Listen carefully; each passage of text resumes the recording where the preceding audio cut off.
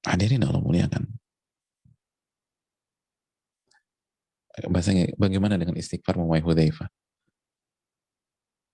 Aku ini beristighfar 100 kali. Hadirin keluarga Imam Ahmad, walaupun sanadnya dhaif, didhaifkan oleh sebagian para ulama karena ada rawi yang jahalah, tapi penggalan terakhirnya itu sahih li ghairihi.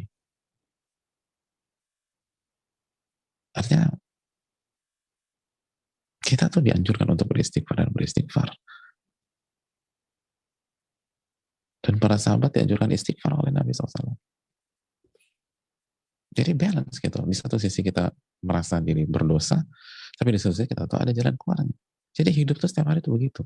Gak ada kesempatan untuk kesombongan. Gak ada. Gak ada kesempatan. Sebenarnya gak ada peluang gitu. Kalau kita tahu diri. Makanya kan rahimallahu man arafa qadra nafsi. Semoga Allah rahmati seseorang. Semoga Allah merahmati seseorang yang tahu diri. Oh, banyak dosa kok sombong. Banyak dosa kok merasa diri suci. Banyak dosa kok ngeremehin orang. Banyak dosa kok menganggap diri, melihat orang lain itu rendah. Banyak dosa. Tapi down, hancur, enggak. Istighfar kepada Rabbul Alamin. Istighfar kepada Allah Subhanahu wa taala. Ali bin Abi Thalib radhiyallahu taala anhu, diriwayatkan beliau menyatakan, "Ma alhamallahu abdan al-istighfar." Camkan baik-baik ucapan ini. Ma alhamahullah atau ma alhamallahu abdan al-istighfar wa huwa yuridu an yu'adzibah.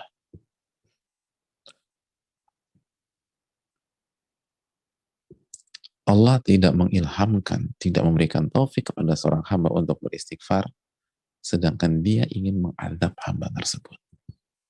Allahu Akbar. Jadi artinya, kalau Allah kasih taufik kepada kita, Allah mudahkan kita beristighfar setiap hari, maka itu tandanya Allah tidak ingin mengadab kita. Tidak ingin mengadab kita. Tapi kalau kita lupa beristighfar, meremehkan, selalu aja, maka itu peringatan hadirin. Jadi coba tanya diri kita, apakah kita beristighfar setiap hari? Apakah kita beristighfar setiap hari?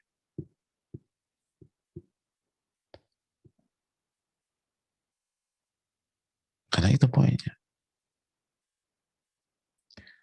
Makanya Aisyah radhiyallahu taala anha mengatakan, tuba liman wajada fi sahifati istighfaran katsira. Beruntunglah seseorang yang mendapatkan di buku catatannya nanti pada hari kiamat istighfar yang banyak.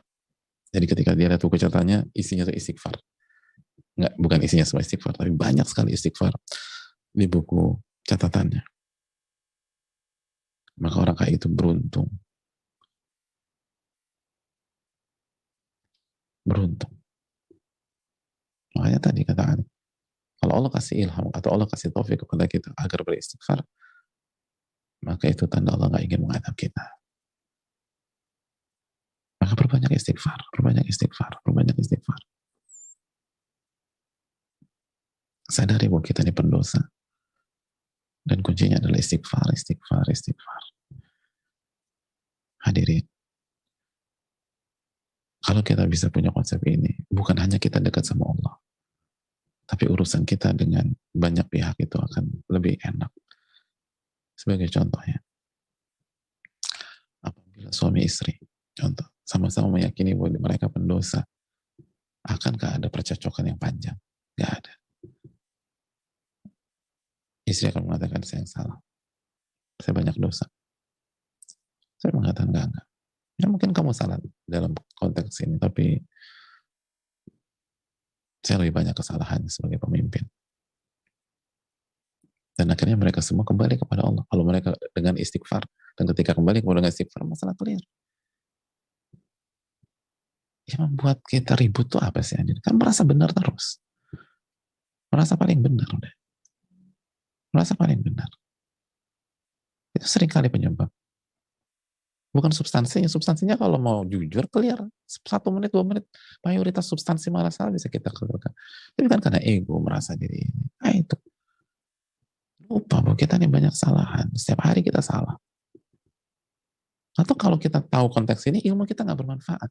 Pokoknya begitu ketemu dengan ujian keseharian, berantakan lagi. Berantakan lagi kan. Orang tua yang ngelihat kebandelan anaknya dan punya konsep ini, mikir iya sih. Memang saya banyak dosa apalagi dalam mendidik mereka. Udah nggak jadi marah sama anaknya. Kalau marah pun marah mendidik, bukan marah pelampiasan emosi. Oh, memang kita gara-gara kita nggak didik dia kok. Seringkali kasusnya demikian. Jadi kita lupa bahwa kita ada banyak dosa. Anak-anak yang nggak bisa maafkan orang tuanya. Ya, anak-anak yang nggak bisa maafkan orang tuanya. Lupa dirinya berdosa. Oke, orang tuanya salah. Emang Anda nggak salah? Saya nggak bisa maafkan dosa ayah anda, saya. Emang Anda nggak punya dosa? Emang dosa Anda lebih sedikit daripada ayah Anda? Subhanallah. Rasa diri. Akhirnya tahunan nggak maafin ayahnya. Subhanallah. Tahunan nggak maafin ibunya. Bahkan ada yang sampai meninggal dunia. Subhanallah. Cuman karena 1-2 dosa. Bukan meremehkan dosa tersebut. Tapi dia menjadikan 1-2 dosa orang tuanya sebagai alasan dia membenci orang tuanya. Lalu Anda punya banyak, Anda punya berapa dosa? Setengah, seperempat.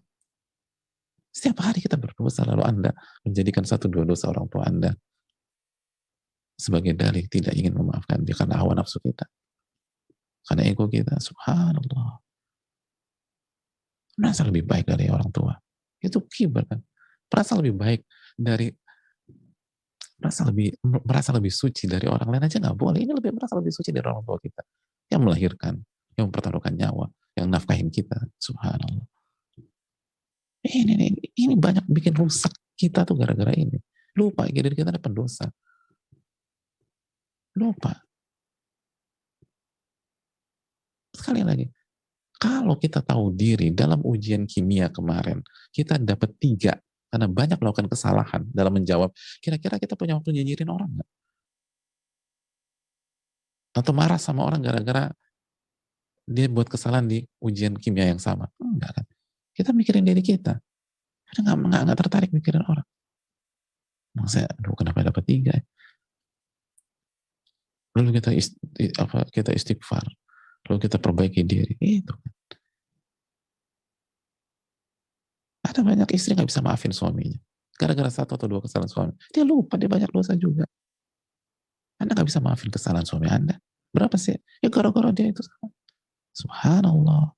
Lalu Anda cuma punya 1 kesalahan. Cuma punya setengah. Cuma punya seperempat.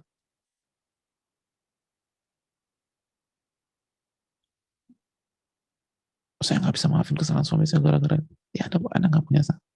Lalu ketika Anda punya, enggak, aku salahnya banyak. Apa yang Anda inginkan ketika Anda punya banyak salah? Ya dimaafin. Kenapa Anda nggak maafin suami Anda?